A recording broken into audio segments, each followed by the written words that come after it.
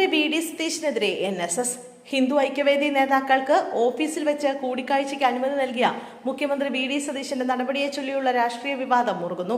മുഖ്യമന്ത്രി NSSനോട് കാണിച്ച നിലപാട് പൊതുജനം വിലയിരുത്തട്ടെ എന്ന് വ്യക്തമാക്കി Nair service society general secretary G. Sukumaran Nair രംഗത്തെത്തി. കൂടിക്കാഴ്ചയ്ക്കുള്ള അനുമതി 2 തവണ നിഷേധിച്ച മുഖ്യമന്ത്രിയുടെ നടപടി മര്യാദകേടാണോ എന്ന് ജനങ്ങൾ തീരുമാനിക്കട്ടെ എന്നും അദ്ദേഹം കൂട്ടിച്ചേർത്തു.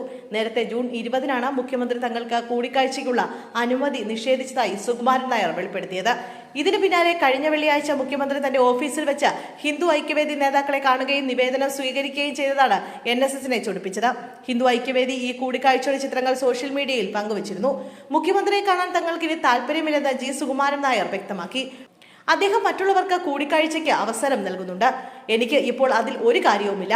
ഞങ്ങൾ കൂടിക്കാഴ്ചയ്ക്ക് സമയം ചോദിച്ചിരുന്നു, എന്നാൽ അത് തന്നില്ല. എങ്കിലും ഞങ്ങൾക്ക് മുന്നിൽ മറ്റു വഴികളുണ്ട്. ഏതാവശ്യത്തിനായാണോ മുഖ്യമന്ത്രിയെ കാണാൻ ശ്രമിച്ചത് അത് മറ്റു മാർഗങ്ങളിലൂടെ ഞങ്ങൾ നേടിയെടുക്കും, G. സുകുമാരൻ നായർ വ്യക്തമാക്കി. അതേസമയം ജൂണിൽ നടന്ന ഹിന്ദു നേതൃസമ്മേളനത്തിൽ പാസാക്കിയ നിവേദനം സമർപ്പിക്കാനാണ് മുഖ്യമന്ത്രിയെ കണ്ടതെന്ന് ഹിന്ദു ഐക്യവേദി നേതാവ് R.V. Babu the new Indian എക്സ്പ്രസിനോട് പറഞ്ഞു. 2 തവണ ആവശ്യപ്പെട്ട ശേഷമാണ് കൂടിക്കാഴ്ചയ്ക്കുള്ള അനുമതി ലഭിച്ചതെന്നും സൗഹാർദ്ദപരമായ അന്തരീക്ഷത്തിലാണ് കൂടിക്കാഴ്ച നടന്നതെന്നും അദ്ദേഹം വ്യക്തമാക്കി.